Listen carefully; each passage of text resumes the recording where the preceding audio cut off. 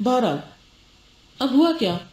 ہوا یہ کہ جب زمزم کا کنواں بن گیا اور پانی ان کو مل گیا، تو ادھر سے دوسری طرف جرہم قبیلہ جو تھا وہ پانی کی تلاش میں مارا مارا پھرتا اپنے یہاں تک پہنچا۔ یہ مکہ چونکہ ایک رستے میں بھی پڑتا ہے، گزرگاہ بھی تھی، تو انہوں نے دیکھا کہ پرندے وغیرہ اڑ رہے ہیں، تو جرہم، ان کو جرہم ثانی کہا جاتا ہے، تو یہ جرہم قبیلہ جو تھا یہ مکہ میں آ کے رہ گیا، اور ان کے اندر بھی بہت اخلاق تھا۔ انہوں نے حضرت ہاجرہ سے پوچھا کہ کیا آپ ہمیں یہاں رہنے کی اجازت دیتی ہیں؟ اور ہم پانی کی تلاش میں اتنا پھرے ہیں، ہمیں کہیں پانی نہیں ملا، لیکن آپ کے پاس پانی ہے، آپ چاہیں تو ہمیں آپ اجرت پہ پانی دے سکتی ہیں، you can sell this water, اور ہم آپ کو اس کا معاوضہ دیں گے۔ اور یوں اللہ نے اس عورت کے لیے اس تنہائی میں رزق کا بندوبست کر دیا۔ وَمِن تَحْتِ أَرْجُلِكُمْ، اگر تم اللہ کی حدود کی پابندی کرو تو اللہ تمہیں تمہارے پاؤں کے نیچے سے بھی رزق نکال کے دے گا، آسمان سے بھی برسے گا، زمین بھی اگلے گی رزق۔ یہ زمین سے حضرت ہاجرہ کا رزق اگلا تھا۔ انہوں نے کہا ٹھیک ہے، مجھے چاہیے معاوضہ۔ بات طے ہو گئی، جرہم وہاں رہنے لگ گئے، کمپنی بھی مل گئی، اور جرہم جو تھے یمن کے بہت کلچرڈ، وہاں کی رولنگ کلاس تھی ایک طرح سے، جو لوگ یہاں آئے تھے، ان کے اندر اچھے اخلاق و آداب تھے۔ ان کی نیبرہڈ میں بھی اسماعیل علیہ السلام نے کچھ اور سکل سیکھے، تیر اندازی وغیرہ اور مختلف چیزیں۔ پھر وہیں پر اسماعیل علیہ السلام کی شادی ہوئی۔ اسماعیل علیہ السلام کی عمر 137 سال تھی، اس کے بعد فوت ہوئے تھے، 137 ایئرس۔ ان کے 12 بیٹے ہوئے تھے۔ ان کے بیٹوں میں سے صرف 2 بیٹے جو تھے انہوں نے کچھ قابل ذکر کردار ادا کیا، لیکن اس طرح کا نہیں کہ جس طرح اسحاق علیہ السلام کے بعد یعقوب علیہ السلام، اور یعقوب علیہ السلام کے آگے 12 بیٹے، اور ان میں سے یوسف علیہ السلام، اور پھر وہاں سے آگے کی نسلوں میں موسیٰ علیہ السلام، ہارون علیہ السلام، اور سینکڑوں پیغمبر آئے تھے۔ اس طرح کا سلسلہ نہیں ہوا، لیکن کسی نہ کسی درجے میں یہ اپنا کردار ادا کرتے رہے، مگر لیڈرشپ کا رول جرہم قبیلے کا تھا۔ یعنی آپ کے جو سسرالی قبیلہ تھا جرہم، جس میں حضرت اسماعیل نے شادی کی تھی، انہوں نے تقریباً 2100 سال تک مکہ میں اپنی حکومت قائم رکھی۔ آئے باہر سے تھے، لیکن وہاں آ کر انہوں نے حکومت کی، کیونکہ اسماعیل علیہ السلام کے بیٹے گمنامی میں چلے گئے سوائے 2 کے، نابت اور قیدار، لیکن انہوں نے بھی حکومت سے کوئی خاص واسطہ نہیں رکھا۔ جب تک اسماعیل علیہ السلام زندہ رہے، ابراہیم علیہ السلام 4 بار یہاں پر آئے، 2 بار آپ کی غیر موجودگی میں، 1 بار اس وقت جب آپ کو ذبح کرنے کی بات ہوئی تھی، اور 4تھی بار جب خانہ کعبہ کو تعمیر کرنا تھا اللہ کے حکم سے، اور اس جگہ کو پوری دنیا کا مرکز بننا تھا۔ پورا واقعہ قرآن مجید میں موجود ہے، اور تفصیلات بھی ہمیں پتہ چلتی ہیں۔ سب سے پہلے فرشتوں نے کعبہ کو بنایا تھا، پھر آدم علیہ السلام نے، پھر شیس علیہ السلام نے، پھر نوح علیہ السلام نے، اور مختلف سفروں میں نبی صلی اللہ علیہ وسلم نے یہ بتایا کہ کس طرح ہود علیہ السلام، صالح علیہ السلام اور دیگر پیغمبر کعبہ کے طواف کے لیے آتے رہے، کیونکہ اس وقت بھی عبادت کی جگہ تھی۔ ان اول بیت وضع للناس للذی ببکۃ مبارکا۔ لیکن کچھ عرصے سے کعبہ کی دیواریں وغیرہ سب گر چکی تھی، کہا جاتا ہے کہ سیلاب نوح میں دیواریں گری تھیں، یا بہرحال جو بھی ہوا اللہ عالم۔ جب ابراہیم علیہ السلام یہاں پر تشریف لائے تو اس وقت وہاں پر اس کی بنیادیں نظر نہیں آتی تھی، دیوار بھی نہیں تھی اور بنیادیں بھی نہیں۔ بہرحال اللہ سبحانہ وتعالیٰ نے خاص قسم کا کلاؤڈ بھیج کر اس حصے کو متعین کیا، اسماعیل علیہ السلام اور وہ دونوں نے مل کے جگہ کو صاف کیا، تو وہ اصل بنیادیں ابھر کے سامنے آ گئی۔ اس پر کعبہ تعمیر ہوا۔ وَإِذْ يَرْفَعُ إِبْرَاهِيمُ الْقَوَاعِدَ مِنَ الْبَيْتِ وَإِسْمَاعِيلُ، اور باپ بیٹا وہ پتھر جبل کعبہ، اب تو خیر اس کو کافی گرا دیا گیا ہے، جبل کعبہ سے پتھر کاٹ کاٹ کر لاتے اور اللہ کا گھر بناتے، اور ابراہیم علیہ السلام دور ایک اور پتھر پر کھڑے ہو کر ہر تھوڑی دیر کے بعد آ کر دیکھتے کہ دیوار سیدھی جا رہی ہے کہ نہیں۔ اسی کو مقام ابراہیم کہا جاتا ہے، جس کو مصلی بنانے کے لیے کہا گیا، اور اس پر آپ کے پاؤں کی کافی دیر وہاں کھڑے رہے تو پاؤں کے نشان بھی وہاں پر رہ گئے۔ اللہ سبحانہ وتعالیٰ نے حکم دیا، جب کعبہ بن گیا کہ تم یہاں پر اب لوگوں کو حج کے لیے بلاؤ. تو ابراہیم علیہ السلام نے کہا کہ میری آواز کہاں تک جائے گی. ایک روایت کے مطابق جبل ابی قبیس، جبل ابی قبیس وہ ہے جس پر آج کل بادشاہوں کے محلات ہیں. اس لیے بتا رہی ہوں کہ آپ کو اندازہ ہو جائے. جب میں پہلی دفعہ گئی تھی عمرہ پر اس وقت وہ پہاڑ موجود تھا، لیکن اب جائیں تو وہاں پر وہ اس طرح پہاڑ نظر نہیں آتا. یہ دنیا کا سب سے پہلا پہاڑ ہے جو زمین پر ابھرا یا رکھا گیا. جس طرح اول بیت وضع للناس ہے نا، پہلا گھر یہاں بنا، اسی طرح پہلا پہاڑ بھی یہی تھا، جبل ابی قبیس. اور حضور صلی اللہ علیہ وسلم کے بارے میں آتا ہے نا کہ جب آپ اس پہاڑ کے پاس سے گزرتے تھے تو وہ ایک پتھر تھا جو آپ کو دور جاہلیت میں بھی سلام کرتا تھا. یہ بھی تاریخ میں واقع ملتا ہے. بہرحال ایک اور روایت میں آتا ہے کہ آپ جبل عرفات پہ گئے اور وہاں سے آپ نے سب کو آذان دی، اور وہ آذان ایسی تھی کہ دنیا کے گوشے گوشے میں پہنچی. اور جن روحوں نے لبیک کہا، یعنی صرف زمین پر نہیں بلکہ جہاں روحیں ہیں وہاں تک آواز کی، جس نے لبیک کہا وہ سب اس گھر تک ضرور پہنچیں گے. جب کعبہ تعمیر کیا گیا تو اسی موقع پر دیوار میں ایک جگہ خالی تھی جس کے لیے پتھر مناسب نہیں تھا، تو اللہ تعالیٰ نے جنت سے حجر اسود بھیجا، وہ وہاں پر لگایا گیا. اور اس طرح ابراہیم علیہ السلام مشن مکمل کر کے واپس آ گئے.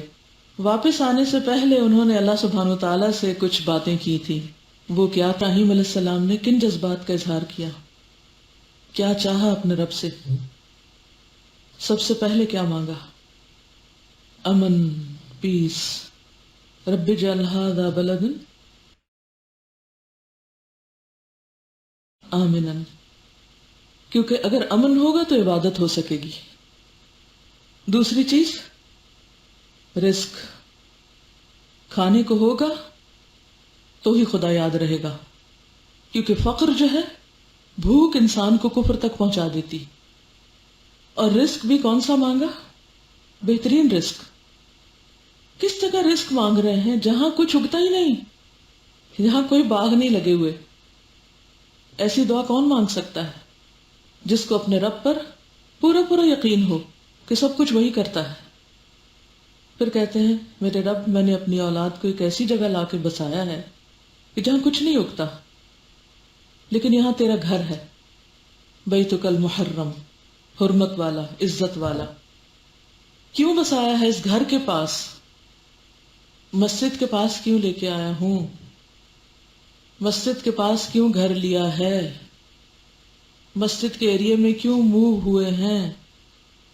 لیقیم الصلاۃ. اب مسلمانوں کا حال کیا ہے کہ گھر خریدتے وقت کہتے ہیں یہاں قریب مسجد تو نہیں نا کوئی، 5 وقت اذانیں آئیں گی اور سارا سکون ڈسٹرب ہو جائے گا. تو اس بات کی بھی حرص ہونی چاہیے کہ جہاں رہیں وہاں مسجد قریب ہو، کیونکہ ماں کے بعد، گھر کے بعد مسجد بچوں کی تربیت کرتی. مرکز چاہیے. مسجد کیا ہے اصل میں؟ عبادت گاہ بھی ہے اور اس کے ساتھ ساتھ مرکز بھی ہے، تربیت گاہ ہے، اسکول ہے، تعلیم کی جگہ ہے. تو سیکنڈری رول کون پلے کرتا ہے؟ ادارہ. پہلا رول گھر میں اور دوسرا رول ادارے میں. ہم کیا چاہتے ہیں؟ پہلا اور دوسرا دونوں ہی ادارے میں ہو. سب کچھ کوئی اور کر دے، اسلامی اسکول کھول دے اور ہم بچوں کو بس وہاں بھیڑ بکریوں کی طرح بند کر دیں اور وہاں سے کچھ نئی چیز بن کے نکل آئے. یہ نہیں ممکن جب تک گھر کے اندر اور گھر میں بھی ماں کے اندر ایمان نہیں ہوگا. بہرحال اس کے بعد اور کیا مانگتے ہیں؟ اللہ لوگوں کے دل ان کی طرف مائل کر دینا، لوگوں کے دلوں میں ان کی محبت ڈال دینا. یہ کیوں ضروری ہے؟ محبت کیوں ضروری ہے دلوں میں؟ جی ہاں، محبت ہوگی تو تبھی اجتماعیت ہوگی، تبھی یہ گھر آباد ہوگا.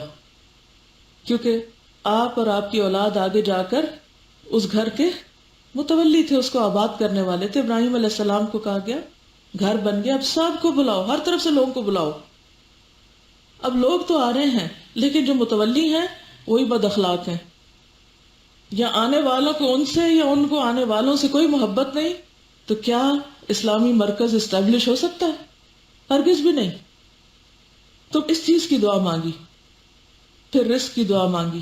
پھر کہا رب تو جانتا ہے جو ہم چھپاتے ہیں اور جو ہم ظاہر کرتے ہیں، یعنی جو باتیں میں نے کھل کے مانگی ہیں وہ بھی تجھے پتا ہے، اور جو میرے دل میں ابھی تک چھپی ہوئی ہیں وہ بھی پتا ہے، اور اللہ پہ تو کچھ بھی چھپا نہیں۔ پھر شکر ادا کرتے ہیں کہ اللہ کا شکر جس نے مجھے بڑھاپے میں اسماعیل اور اسحاق جیسی اولاد دی۔ اسحاق علیہ السلام حضرت اسماعیل سے 13 سال چھوٹے تھے۔ جب ان کی ولادت کی خوشخبری دینے کے لیے فرشتے آئے تھے، اسی موقع پر قوم لوط کو تباہ کیا گیا تھا دوسری طرف۔ اور اسحاق علیہ السلام کی اولاد میں پھر یعقوب علیہ السلام تھے۔ اسماعیل علیہ السلام نے کعبہ بنایا تھا، تو دوسری طرف اسحاق علیہ السلام نے کیا بنایا تھا؟ مسجد اقصی۔ وہ یہاں سے 40 سال بعد بنی تھی۔ اور آخر میں کیا کہا ابراہیم علیہ السلام نے؟ رب جعلنی مقیم الصلاۃ ومن ذریتی۔ بہرحال رب جعلنی جو ہم ہر روز پڑھتے ہیں نماز کے اندر، آغاز بھی نماز سے لیقیم الصلاۃ اور اختتام بھی نماز سے۔ اگر بچوں کے اندر اور بڑوں کے اندر اور گھروں کے اندر اور مسجدوں کے اندر نماز نہیں، گھر اور مسجد نماز سے آباد نہیں، تو کسی قسم کی کوئی تربیت نہیں۔ دین کا بنیادی اور اہم ستون ہے، اور ابراہیم علیہ السلام نے بار بار اسی کو ری انفورس کیا۔ اور آپ کو معلوم ہے کہ ایک اور دعا بھی انہوں نے مانگی تھی، جس کا ذکر سورۃ البقرہ میں پہلے سپارے میں آتا ہے۔ اس موقع پر ہی مانگی تھی جب کعبہ کی تعمیر ہو چکی تھی۔ اس وقت انہوں نے ایک دعا مانگی تھی جو تقریباً 2000 سال 2500 سال بعد قبول ہوئی تھی۔ انہوں نے کہا، کس کی دعا مانگ رہے ہیں؟ رسول اللہ صلی اللہ علیہ وسلم کے لیے، کہ میں نے جو قربانی کی ہے اور اپنی بیوی بچے کو یہاں لا کے بسایا ہے، تو ان کو رزق دے، امن دے، نماز کی پابندی دے، لیکن ان کے اندر ایک رسول اٹھانا جس پر دین کی تکمیل ہو، جو ان کو تیری آیات پڑھ کے سنائے، ان کو کتاب اور حکمت کی تعلیم دے اور ان کا تزکیہ کرے۔ اتنی بڑی سوچ! ہم تو اس آیت کو بار بار رٹواتے رہتے ہیں کہ ہمیں یہ کام کرنا ہے یہاں پر، اور ابراہیم علیہ السلام تو اس دعا کے موجد ہیں۔ وہاں سے یہ دعا شروع ہوئی ہے، سب سے پہلے انہوں نے مانگی تھی، اور اس سے پہلے جب کعبہ کی تعمیر ہو چکی، وَإِذْ يَرْفَعُ إِبْرَاهِيمُ الْقَوَاعِدَ مِنَ الْبَيْتِ وَإِسْمَاعِيلُ رَبَّنَا تَقَبَّلْ مِنَّا إِنَّكَ أَنْتَ السَّمِيعُ الْعَلِيمُ رَبَّنَا وَاجْعَلْنَا مُسْلِمَيْنِ لَكَ وَمِنْ ذُرِّيَّتِنَا أُمَّةً مُسْلِمَةً لَكَ۔ کوئی فرقہ واریت نہیں، ہمیں بھی مسلمان بنا اور امت بھی مسلمان ہو۔ وَأَرِنَا مَنَاسِكَنَا وَتُبْ عَلَيْنَا إِنَّكَ أَنْتَ التَّوَّابُ الرَّحِيمُ۔ یہ تھی ان کی دعائیں، اور اس طرح آپ کی دعا کے نتیجے میں حضور اکرم صلی اللہ علیہ وسلم دنیا میں تشریف لائے۔ اب آپ کی تشریف آوری اور ولادت سے پہلے تھوڑا سا بیچ کا جو عرصہ ہے، اس کو مختصر سا میں ٹچ کروں گی تاکہ آپ کو یہ پتہ چلے کہ اسماعیل علیہ السلام کی اولاد نے اگر قیادت نہیں کی تو پھر قریش میں قیادت کہاں سے آئی اور کیسے آئی، اور وہ کب آئی اور کتنا عرصہ آپ کی ولادت سے پہلے آئی۔ تو تاریخ کس طرح موڑ کاٹتی ہے، کیسے کیسے حالات آتے ہیں، اور بظاہر ایسے لگتا ہے کہ وہ مشن ختم ہو گیا۔ ابراہیم علیہ السلام نے دعا مانگی تھی اسماعیل علیہ السلام کے ساتھ مل کے، اسماعیل علیہ السلام فوت ہوتے ہیں، ان کے حالانکہ 12 بچے ہیں، لیکن 12 بچوں میں سے کوئی بھی ایسا نہیں تھا کہ جو مکہ کی قیادت کے قابل ہوتا، یا اس قیادت کو آگے لے کے چلتا، یا اس نسل کی رہنمائی کرتا۔ وہاں پر جرہم جو باہر سے آئے تھے وہ قابض ہو گئے، تو بظاہر ایسے نہیں لگتا کہ جیسے وہ مشن، اگر میں اور آپ وہاں کھڑے ہوتے تو ہم تو افسوس ہی اور آہیں ہی بھرتے رہتے۔ جی، ذرا سی کسی کام میں کوئی کمی آ جائے، کوئی پیچھے ہو جائے، کچھ ہم کہتے کوئی فائدہ ہی نہیں ہوا، ساری کوشش ضائع۔ کبھی ضائع نہیں ہوتی، اللہ تعالیٰ محسنین کی کوشش کو کبھی ضائع نہیں کرتا۔ اصل چیز ہے اخلاص، اور ابراہیم علیہ السلام کے اندر کوٹ کوٹ کے بھرا ہوا ہے۔ اور پھر ہے صبر اور قربانی، کتنی بڑی قربانی ہے، اتنے عرصے کے بعد اللہ نے اولاد دی اور اس کو اپنے سے دور کر دیا ایک مشن کی تکمیل کے لیے، کہ وہاں پر اس کی تربیت ہو جہاں پر کوئی شرک نہیں، کچھ نہیں۔ اور خود واپس چلے گئے، اور 13 سال بعد اسحاق علیہ السلام پیدا ہو رہے ہیں. اگر ہم جیسا کوئی ہوتا کہتے ہم ادھر ہی رہ لیتے ہیں، کچھ کر لیتے ہیں آگے پیچھے کر کے، کیونکہ ہم دنیا کے لیے جیتے ہیں نا. مقاصد نہیں ہے ہمارے سامنے، بڑی سوچ نہیں ہے، اس کو سامنے رکھ کے قربانی نہیں کرتے. چھوٹے چھوٹے نقصان اور چھوٹے چھوٹے فائدوں کو لے کے بیٹھے رہتے ہیں، چھوٹی باتوں سے نکل ہی نہیں پاتے، کوئی بڑا کام کر ہی نہیں سکتے. اور صبر اور حوصلہ تو ہے نہیں، انتظار تو ہے ہی نہیں، اور اللہ کے فیصلوں پر یقین اور اعتماد نہیں. اب کیا ہوتا ہے؟ اسماعیل علیہ السلام فوت ہو جاتے ہیں، کچھ عرصے کے بعد حضرت ہاجرہ بھی فوت ہو جاتی ہیں. 2100 سال تک جرہم قبیلہ حکومت کرتا ہے مکہ پر. زمزم بھی اپنے قبضے میں ہے، حاجی آ رہے ہیں، ان کو لک آفٹر کرتے ہیں، اس کی بھی خدمت کرتے ہیں، انتظام سارا ان کے ہاتھ میں چلا گیا.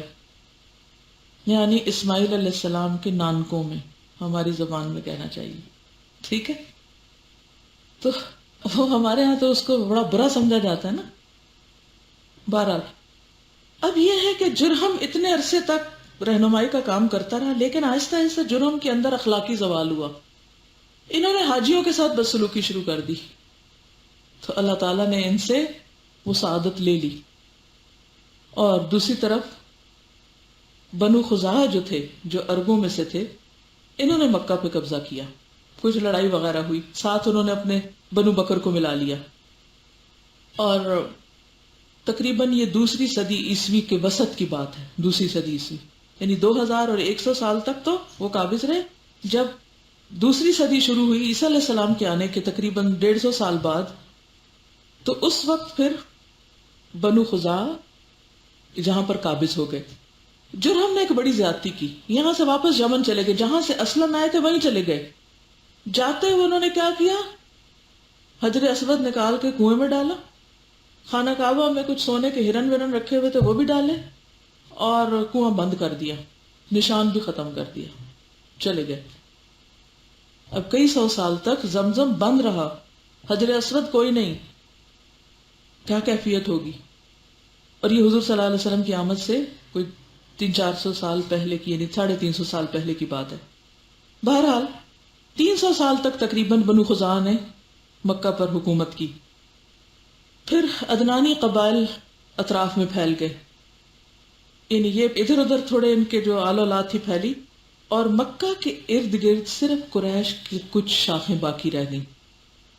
قریش کا اس وقت تک مکہ کی قیادت میں کوئی ہاتھ نہیں تھا، یہاں تک کہ ان کی اولاد میں سے ایک شخص جس کو قصی کہا جاتا ہے، جسے قاف صاد یا قصی، وہ پیدا ہوا. قصی جو تھا وہ ابھی گود میں تھا تو اس کی والد کا انتقال ہو گیا. ماں نے شام کے ایک شخص سے شادی کی تو اس کو بھی شام لے گئی، وہاں جا کے شادی کر لی اور قصی کو ساتھ لے گئی بیٹے کو. اب قصی عرب ہے، قریش میں سے ہے، تربیت کہاں ہو رہی ہے؟ شام میں. وہاں جا کر دیار غیر میں قصی کی لیڈرشپ کوالٹیز بہت ابھرتی ہیں. کبھی ایسے حالات ہو جاتے ہیں نا کہ انسان کو ایک ملک چھوڑنا پڑ جاتا ہے، ایک علاقہ چھوڑنا پڑ جاتا ہے، خاندان سے دور ہونا پڑتا ہے، ہاسٹل میں رہنا پڑتا ہے، سسرال ایسی جگہ لے جاتے ہیں کہ جہاں واپس لانے کا نام ہی نہیں لیتے. ایسے میں انسان سوچتا ہے کہ میرے پر تو دنیا کا سب سے بڑا ظلم ہوا، میں نے کیا قصور کیا تھا کہ میرے ماں باپ نے میری شادی یہاں کر دی اور بالکل مجھے اپنوں سے کاٹ کے رکھ دیا. ایسے حالات ہوتے ہیں کہ نہیں کہ آپ سارے خاندان سے کٹ جاتے ہیں. اس وقت کیا سوچنا چاہیے؟ اس میں ضرور کوئی حکمت ہے، کوئی مصلحت ہے، اللہ تعالیٰ کچھ سکھانا چاہتا ہے. ایسے ہی اللہ تعالیٰ مجھے یہاں نہیں لایا. رو رو کے اپنے آپ کو تباہ نہ کریں، بڑے مقصد کے لیے جئیں، اللہ کی حکمتوں پہ غور کریں اور ہر حال میں اللہ سے محبت کریں، کیونکہ اللہ کا کوئی فیصلہ ظلم پر مبنی نہیں ہوتا. اس کے ہر فیصلے میں عدل ہے، حکمت ہے، اس کی مشیت کار فرما ہوتی ہے. وہ لوگوں کو کسی خاص کام کے لیے تیار کر رہا ہوتا ہے، لوگ سمجھتے نہیں اور بے صبری کی وجہ سے پھر وہ اپنے آپ کو ضائع کر دیتے ہیں، پھر وہ اس قابل نہیں رہتے کہ اللہ ان کو چنے. بہرحال قصی جب جوان ہوئے تو انہیں پتا چلا کہ میں تو مکہ کا رہنے والا ہوں اور میرے آبا و اجداد تو وہاں ہیں، وہ خود واپس آ گئے. ماں کو اور ماں کے جو نئے شوہر ان کے سب رشتے دار سب کو چھوڑ کے واپس آ گئے اپنے خاندان میں. واپس آئے تو اس وقت مکہ کا والی حلیل تھا. جیسے خلیل لکھتے ہیں نا تو خواہ ہٹا دیجیے تو حلیل. تو قصی نے اس کی بیٹی سے شادی کر لی. کس کی بیٹی سے؟ مکہ کے والی کی. اب کچھ عرصے کے بعد حلیل فوت ہو گیا. اب مکہ اور بیت اللہ کی تولیت کے لیے خزاع اور قریش کے درمیان جنگ ہوئی. اس دوران قصی داماد تھا کس کا؟ حلیل کا. حلیل کون تھا؟ والی تھا. اب خزاع جو تھے انہوں نے کس سے لڑائی کی؟ حلیل کے جو وارث تھے ان سے. اس میں قصی جو تھا وہ جیت گیا، یعنی اس کے اندر لیڈرشپ کوالٹیز تھی، اور سب کو پیچھے کیا اور اس نے وہاں کی قیادت سنبھال لی. پیدا کہاں ہوا، پلا کہاں، واپس آیا اور حکومت سنبھال لی. اس دوران بہت سے جھگڑے فساد لڑائیاں ادھر سے ادھر بہت کچھ ہوتا رہا، لیکن یہ بڑا سمجھدار شخص تھا اور حلیل بھی دل سے یہ چاہتا تھا کہ قیادت اسی کے پاس جائے. قریش جو تھے یہ خاص نسل اسماعیل سے تھے. انشاءاللہ آپ کو وہ نقشہ دکھائیں گے کہ جس میں قریش کے ساری آگے برانچز آتی ہیں، لیکن قریش کا قبیلہ جو تھا اس کے واسطے اور رشتے اسماعیل علیہ السلام سے براہ راست جا کے ملتے تھے. مکہ پہ قصی کا تسلط جو تھا وہ 5ویں صدی عیسوی یعنی 440 میں ہوا. 5ویں صدی عیسوی کے درمیان میں تقریباً. اب یہ لنک یاد رکھنا ضروری ہے، تھوڑے سے آپ کو یاد رہیں گے. چند نام صرف آپ یاد رکھ لینا. اچھا یہ آیا، پھر اس کے بعد یہ آیا، پھر یہ آیا، پھر انشاءاللہ آپ کو تھوڑی سی ایک پکچر بن جائے گی. قصی کے اندر لیڈرشپ کی بہت کوالٹیز تھی. اس نے کیا کیا؟ دار الندوہ تعمیر کیا، جو قریش کی پارلیمنٹ تھی. دار الندوہ حرم کے پاس، مسجد کے پاس شمال کی طرف ایک پارلیمنٹ ہاؤس بنایا. قصی کو اس کی صدارت ملی. وہاں اس نے کئی چیزوں کو آرگنائز کیا. جنگ کا جھنڈا قصی کے ہاتھوں باندھا جاتا، لوایت اس کے ہاتھ میں تھی. حجابت، کعبہ کی پاسبانی، وہ اس پہ پردہ وغیرہ جو لٹکایا جاتا تھا. کنجی اس کی کلید بردار بھی تھا. سقایت، حاجیوں کو پانی پلانا، اور پانی یہ نہیں کہ خالی پانی زمزم، اس کے اندر وہ لوگ کشمش اور کھجور ملا کے شربت بنا کے پلاتے تھے. پھر اسی طرح رفادہ، مہمان نوازی، خصوصاً غریب حاجیوں کی. قصی کے 6 بیٹے تھے، لیکن ان میں سے 2 خاص طور پر قابل ذکر تھے، عبد الدار اور عبد مناف. قصی کے اندر تو بہت لیڈرشپ کوالٹی تھی، لیکن جب وہ فوت ہوا تو عبد الدار اور عبد مناف جو تھے، ان میں سے عبد مناف کے اندر کوالٹیز زیادہ تھیں، لیکن قصی نے کچھ عہدے جو تھے جیسے یہ لوایہ سقایت وغیرہ جو تھے یہ عبد الدار کو دے دیے. ہوتا ہے نا اپنی اولاد میں انسان کہتا ہے اچھا یہ تو عقل مند ہے، خود بھی کما لے گا، اور یہ جو ہے نا یہ ذرا سا ماٹھا ہے، چلو تم اس کے تھوڑے سی یہ چند چیزیں اس کو دے دو. ایسے ماں باپ کرتے ہیں نا، تھوڑا کمپنسیٹ کر دیتے ہیں، کسی کو کچھ دے دیا کسی کو کچھ دے دیا. اور وہاں کوئی قانون تو تھا نہیں، شخصی رائے ہوتی تھی، جس کو چاہے نوازے، چاہے تو ایک بچے کو سب کچھ دے دیں، چاہے تو کسی کو کچھ نہ دیں، جس کو چاہے آنکھ کر دیں. بہرحال اب ہوتا یہ کہ ایک اسٹرانگ لیڈر جب جاتا ہے دنیا سے تو ضروری نہیں ہوتا کہ اس کی اولاد میں بھی ایسے اسٹرانگ لیڈرز ہوں. وہ 2 بھائی جو تھے، باقی تو غیر مشہور ہیں لیکن یہ 2 تھے، ان میں چیزیں کچھ تقسیم ہو گئیں. لیکن عبد مناف جو تھا وہ اپنی خاص کوالٹیز کی بنا پر ایک طرح سے لیڈرشپ کے رول پر رہا. پھر عبد الدار کی وفات کے بعد جو عہدے تھے وہ واپس دوبارہ بنو عبد الدار اور بنو عبد مناف کے بیچ میں تقسیم ہوئے. قصی کے کون بچے تھے؟ عبد الدار اور عبد مناف 2، 6 تھے لیکن یہ 2 خاص. عبد مناف لیڈرشپ کوالٹیز رکھتا تھا. زیادہ عہدے کس کے پاس تھے؟ عبد الدار کے پاس. جب عبد الدار فوت ہوا تو پھر اس کے بعد وہ جو عہدے تھے نا وہ بھی کچھ عبد مناف کے بچوں میں بھی آ گئے. ان کے بچوں میں ہاشم خاص طور پر سامنے آیا، جس کے اندر بہت کوالٹیز تھی، خصوصاً سقایا اور رفادہ اس کے پاس تھی. پانی پلانا، کھانا کھلانا، یہ 2 کام وہ کرتے تھے. ہاشم کے انتقال کے بعد پھر جانشینی مطلب نے کی. مطلب ان کے فوت ہونے کے بعد ان کے بھتیجے میں آ گئی پھر لیڈرشپ، جو عبد المطلب تھے. اس میں تھوڑی سی انشاءاللہ پھر ڈیٹیل میں جائیں گے کسی وقت. عبد المطلب. اور عبد المطلب کون تھے؟ حضور صلی اللہ علیہ وسلم کے دادا. جب وہ فوت ہوئے تو حضور صلی اللہ علیہ وسلم کے والد تو پہلے سے ہی فوت ہو چکے تھے. تو یہ عہدے کس کے پاس آئے؟ حضرت عباس کے پاس. عباس اسی لیے یاد ہے کہ وہ حج کے موقع پر حضرت عباس نے اجازت مانگی تھی کس چیز کی؟ اونٹوں کو پانی پلانے کے لیے. تو وہ یہ جو سقایت اور وہ جو مہمان نوازی یہ ان کے حصے میں تھی.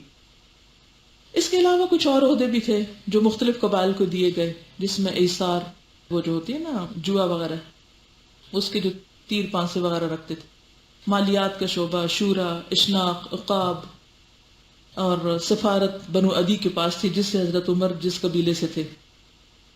اور پھر ہاشم نے ہی خاص طور پر یہ جو گرمی سردی کے سفر کا وہ قرآن میں ذکر آتا ہے نا، اس کا آغاز کیا تھا. یعنی بزنس ٹرپس شروع کیے اور لوگوں کو مزید رہنمائی دی. اور ہاشم کا لفظی معنی ہوتا ہے توڑنے والا. تو وہ روٹی توڑ کر شوربے میں ڈال کر حاجیوں کو کھلاتے تھے. بہت لیوشلی ان کو کھلاتے پلاتے تھے. تو ہاشم کی اولاد میں پھر آگے کون تھا؟ جی انشاءاللہ آگے ہم مزید تفصیل کے ساتھ کتاب سے پڑھیں گے. میں آپ سے ایک کام چاہتی ہوں کہ تھوڑی سی آپ ریسرچ کریں. لائبریری موجود ہے کافی بڑی اسی ہال کے اوپر، ٹھیک ہے؟ نہیں تو اس کتاب کے علاوہ، یہ جو ہم ٹیکسٹ میں پڑھیں گے تو یہاں ہی پڑھ لیں گے. اس کتاب کے علاوہ یہ تو عربوں کی میں نے بتا رہے کہ کس طرح آپ صلی اللہ علیہ وسلم کے خاندان تک حکومت واپس آئی کئی ہزار سال کے بعد. حضرت اسماعیل کے بیچ میں دوسرے قبائل حکومت کرتے رہے اور پھر ان میں سے بھی مزید سائڈ کے جو لوگ تھے. پھر آخر کار اب وقت جو جو آپ کی آمد کا قریب آ رہا ہے تو آپ کے خاندان کے لوگ دوسروں پر نمایاں ہوتے جا رہے ہیں، یعنی آپ کے آباء و اجداد جو ہیں. تو جب آپ پیدا ہوئے تو اس وقت قریش کی لیڈرشپ تھی. اوور آل عربوں کے اندر آغاز دین ابراہیمی سے ہوا، توحید پر تھے. ابراہیم علیہ السلام اسی پہ چھوڑ کر گئے. لیکن ان میں سے ایک شخص تھا عمرو بن لحی جو بہت زبردست انسان تھا، جس کا کوئی حکم ٹالا نہیں جاتا تھا. وہ کسی بزنس ٹرپ پر سیریا گیا، وہاں اسے دیکھا لوگ بتوں کو پوج رہے. پوچھا یہ کون ہے؟ کہا یہ ہمیں خدا کے قریب کرتے ہیں. کہا اچھا ایک مجھے بھی دے دو، میں ساتھ لے جاتا ہوں. جا کے کعبہ میں رکھ دیا اور لوگوں کو کہا کہ تم بھی اس سے مانگو، یہ تمہیں خدا کے قریب کرے گا. وہ پہلا شخص ہے جس نے وہاں شرک کا آغاز کیا تھا. اسی لیے نبی صلی اللہ علیہ وسلم فرمایا کہ میں دیکھتا ہوں کہ جہنم میں وہ اپنی آنتڑیوں کے ساتھ گھسٹ رہا ہے. بہرحال تو اس طرح عرب کے اندر ایک طرف شرک تھا. یہود کے اوپر جب ٹیٹس نے 70 میں حملہ کیا تھا تو ان کے قبائل بکھرے تھے. پھر اس کے بعد بھی ایک حملہ ہوا تھا بخت نصر کا، پڑھا ہے نا یوز کی تاریخ میں. اس حملے میں بھی کئی قبائل ادھر ادھر منتشر ہوئے. اور ان کے بزنس ٹرپس میں یہ لوگ اور ریلیجن کے لوگوں سے بھی ملتے تھے، وہاں سے یہ انویٹیشن بھی دیتے اپنے ہاں آنے کا. دوسری طرف یمن کے قریب جو نجران کا علاقہ تھا وہاں عیسائیوں کا ایک مرکز تھا. تو عرب کے اندر مشرکین، یہود اور نصارہ موجود تھے اور لوگ جانتے بھی تھے ایک دوسرے کو، ان کے مذاہب کو بھی جانتے تھے. عربوں کے اندر کچھ لوگوں نے دین مسیحیت قبول کر لیا تھا، جیسے ورقہ بن نوفل جو تھے، لکھتے بھی تھے. پھر اسی طرح مجوسی بھی تھے. وہ مجوسی کون ہوتے ہیں؟ جو آگ پرست ہوتے ہیں. ستارہ پرست لوگ بھی تھے. پھر سابی بھی تھے. اس ماحول کے اندر، اتنے سارے مذاہب کے اندر، نبی صلی اللہ علیہ وسلم نے واپس آ کر ابراہیم علیہ السلام کی دعا کی تکمیل کی اور بتوں سے کعبہ کو پاک کیا. آتے ہی پہلے دن اٹھتے ہی کھڑے ہو کر سب ختم. کیا کیا تھا؟ وہی جد و جہد تو دیکھنی ہے. مگر ہم لوگ بے صبری کرتے ہیں کہ دین کے ریوائول کے لیے ہم کیا چاہتے ہیں، آج ایک بات سیکھی کل جا کے تقریر کریں اور پرسوں لوگ ہمارے طریقے پہ چلیں. صبر نہیں کرتے. لیکن نبی صلی اللہ علیہ وسلم کی سٹرگل کتنی لمبی ہے، کیسی ہے، داعین اللہ، کن کن مرحلوں سے گزرے، کیسے کیسے کام کیا. انشاءاللہ اس کی رہنمائی بھی ہمیں ساتھ ساتھ ملے گی. لیکن ایک اور پہلو جو عربوں کی زندگی کا تھا وہ تھا ان کے اندر کی اخلاقی خوبیاں اور خامیاں. کچھ قبائل میں خامیاں بھی موجود تھیں لیکن اوور آل بہت زیادہ خوبیاں تھیں. ان خوبیوں میں سے چند ایک خوبیاں بہت نمایاں تھیں. ان خوبیوں کے متعلق ایک ایک واقعہ آپ ڈھونڈنے کی کوشش کریں، صرف ایک واقعہ کسی ایک خوبی کے متعلق. تو انشاءاللہ میں آپ سے پوچھوں گی، مثلاً بہت زیادہ کرم اور سخاوت تھی ان کے اندر. کیا تھا؟ بہت سخی تھے. حاتم تائی کہاں سے تھا؟ عرب ہی تھا، ٹھیک ہے. وفائے عہد، جان دے دیتے تھے، وعدہ پورا کرتے تھے. خودداری، عزائم کی تکمیل، یعنی جب کوئی ارادہ کر لیتے تو بس ہر صورت اس کو پورا کرتے. سادگی بھی تھی. ذہانت، قوت بدن، بہت مضبوط لوگ تھے، صحرا میں پلے ہوئے تھے. بہادری تھی اور صبر اور برداشت. اس کے علاوہ جنگیں، بچیوں کو زندہ درگور کرنا، کئی کی بیویاں رکھنا اور کچھ اور خرابیاں بھی تھی. اب آپ سے میری درخواست یہ ہے کہ عربوں کے اندر یہ جن چند خوبیوں کا میں نے ذکر کیا ہے، اس سے متعلق ایک ایک واقعہ ڈھونڈ لیجئے. اس کا فائدہ کیا ہوگا کہ آپ کوئی نہ کوئی اور سیرت کی کتاب اٹھائیں گے، آپ کو پتہ چلے گا کہ وہ کیا کیا لکھتے ہیں، اور ہمیں خود بھی ذرا پڑھنے کا موقع ملے گا ایک ایک واقعہ ان خوبیوں سے متعلق. ٹھیک ہے؟ اس سے آپ کو پتہ چلے گا کہ کن لوگوں میں حضور صلی اللہ علیہ وسلم پیدا ہوئے تھے، کہاں تشریف لائے تھے، وہ کس اخلاق کے تھے، کیونکہ پورا ولیج ایک بچے کی تربیت کرتا ہے. ٹھیک ہے؟ آپ نے کہاں آنکھ کھولی تھی، کیا ماحول تھا، وہ کون لوگ تھے، وہ کیسے تھے، ان کے اخلاق اور کردار کیا تھے، اور اللہ سبحانہ و تعالیٰ نے آپ کو کس قبیلے کے، کس خاندان کی کس شاخ میں پیدا کیا. ٹھیک ہے؟ نقشہ دیکھ لیجئے، یہ آپ دیکھ رہے ہیں، یہ مختلف جو حکومتیں ہیں ان کا ذکر ہے اس علاقے سے متعلق، یعنی کہ جس جگہ پر نبی صلی اللہ علیہ وسلم پیدا ہوں اس کے آس پاس کے جو علاقے ہیں کہ وہاں پر کیا کیا ہوتا تھا. جی، ہتی امپائر، یہ 5000 سال کی تاریخ ہے. یہ پہلے اسرائیلی ریاست تھی اس وقت جب حضرت ابراہیم علیہ السلام جب وہاں پر گئے تھے، اس وقت فلسطین کا وہ علاقہ. اشورین، یہ نام سب آپ سنتے ہیں. یہ پرپل جو ہے نا، یہ فلسطین کا علاقہ ہے، اور پھر اس کے بعد بیبلونین، ایک کے بعد ایک تہذیب آتی اور جاتی رہی. اشورین کے بعد بیبلونینز آئے، پھر پرشین امپائر، اس طرح یہ بیچ میں عرب پیننسیولا ہے، یہ آپ دیکھ رہے ہیں پانی کے بیچ میں. جی، میسیڈونین، رومن امپائر، بیزنطینین، ساسانی، پھر یہ خلیفیٹ ہے، مسلمانوں کی خلافت، سلجوق، کروسیڈرز، سلادینز، صلاح الدین ایوبی، منگولز، ہلاکو خان جہاں سے تھا، آٹومن، ترکوں کی یورپین کلونیلزم، اور اسی کے نتیجے میں یہ پیدا ہوئی. اور پروگرام کیا ہے، اور دیکھیں کس طرح پھیلتی جا رہی ہے. اور یہ مختلف ملکوں کو کلونیلزم سے جو آزادی ملی مختلف سالوں میں. بہرحال اب یہ جو بیچ کا حصہ ہے نا، یہ آپ دیکھ رہے ہیں پیننسولا، وہ جو تھا پانی کے بیچ میں، 3 طرف سمندر ہے، ایک طرف خشکی ہے، ہارٹ آف دا ورلڈ ہے، اور اس کے سینٹر میں مکہ ہے. یہ نقشوں کو دیکھنا اس لیے بھی ضروری ہے کہ دنیا کے حالات بھی بہرحال ایک جگہ پر اثر انداز ہوتے ہیں کسی بھی ملک کے حالات پر. ٹھیک ہے؟ سبحانک اللہم و بحمدک، نشہد ان لا الہ الا انت، نستغفرک و نتوب الیک. السلام علیکم و رحمۃ اللہ وبرکاتہ.